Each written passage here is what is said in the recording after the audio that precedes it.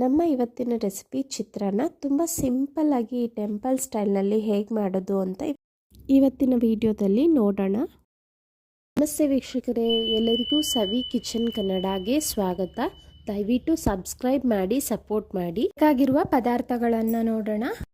ಅರಿಶಿನ, ಕಡಲೆಬೇಳೆ, ಮೆಣಸಿನಕಾಯಿ, ಗೋಡಂಬಿ, ಕಡಲೆ ಬೀಜ, ಉದ್ದಿನಬೇಳೆ, ಕರಿಬೇವು, ಕೊತ್ತಂಬರಿ ಸೊಪ್ಪು, ನಿಂಬೆಹಣ್ಣು, ಸಾಸಿವೆ, ಜೀರಿಗೆ, ಎಣ್ಣೆ, ಉಪ್ಪು.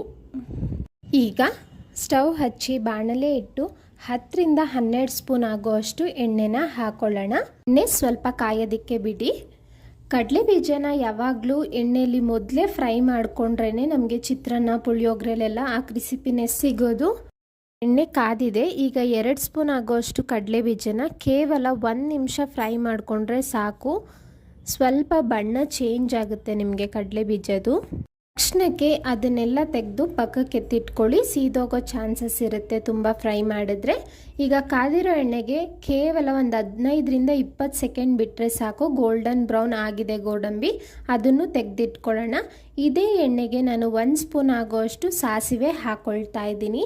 ಸಾಸಿವೆ ಎಲ್ಲ ಸಿಡಿದ ಮೇಲೆ 1 ಸ್ಪೂನ್ ಆಗೋಷ್ಟು ಕಡಲೆಬೇಳೆ, 1 ಸ್ಪೂನ್ ಆಗೋಷ್ಟು ಉದ್ದಿನಬೇಳೆನ ಹಾಕ್ಕೊಳ್ತಾ ಇದ್ದೀನಿ.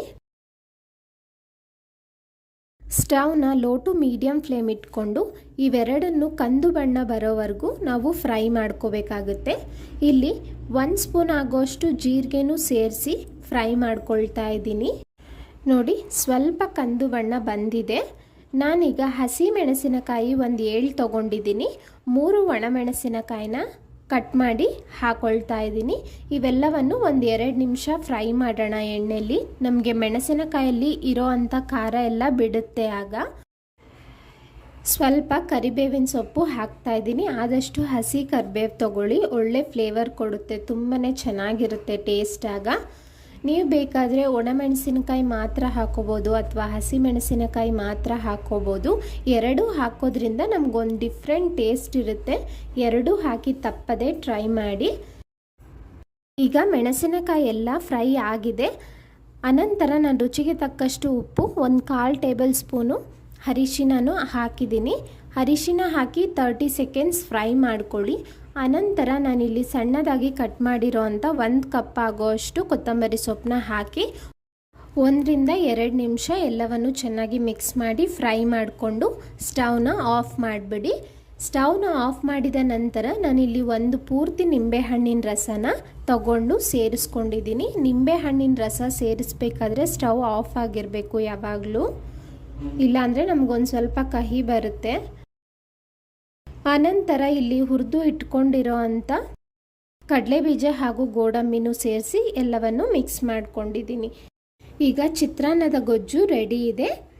ಅನ್ನಕ್ಕೆ ಹಾಕಿ ಮಿಕ್ಸ್ ಮಾಡೋಣ. ನಾನಿಲ್ಲಿ ಸೋನಾ ಮಸೂರಿ ಅಕ್ಕಿನ ಉದ್ರುದ್ರಾಗಿ ಮಾಡಿ ಇಟ್ಕೊಂಡಿದ್ದೀನಿ. ಅನ್ನ ಮಾಡಬೇಕಾದ್ರೆ 1 ಸ್ಪೂನ್ ಎಣ್ಣೆ ಹಾಕಿ ನಿಮಗೆ ಉದ್ರುದ್ರಾಗಿ ಪರ್ಫೆಕ್ಟಾಗಿ ಆಗುತ್ತೆ. ಕಂಪ್ಲೀಟಾಗಿ ಅನ್ನ ಎಲ್ಲ ಆರಿರಬೇಕು. ನೀವು ಬಿಸಿ ಇದ್ದಾಗೆ ಮಿಕ್ಸ್ ಮಾಡಿದ್ರೆ ಮುದ್ದೆ ಮುದ್ದೆ ಅನಿಸುತ್ತೆ.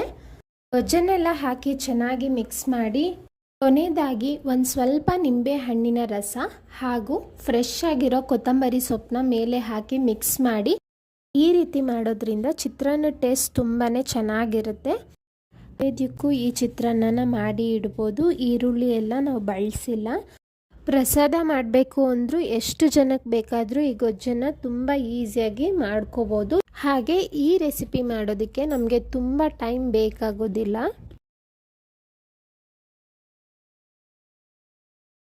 ನಮ್ಮ ಇವತ್ತಿನ ರೆಸಿಪಿ ನಿಮಗೆಲ್ಲ ಇಷ್ಟ ಆಗಿದೆ ಅಂದ್ಕೊಳ್ತೀನಿ. ತಪ್ಪದೇ ಈ ಪ್ರೊಸೀಜರ್ನ ಟ್ರೈ ಮಾಡಿ ಹೇಗಿತ್ತು ಅಂತ ಕಮೆಂಟ್ ಮಾಡಿ. ಹಾಗೆ ವಿಡಿಯೋ ಇಷ್ಟ ಆಗಿದ್ದರೆ ಲೈಕ್ ಮಾಡಿ, ಶೇರ್ ಮಾಡಿ. ಇನ್ನು ಯಾರೆಲ್ಲ ಸಬ್ಸ್ಕ್ರೈಬ್ ಆಗಿಲ್ಲ ಈಗಲೇ ಹೋಗಿ ಸಬ್ಸ್ಕ್ರೈಬ್ ಆಗೋದನ್ನು ಮರಿಬೇಡಿ. Thank you.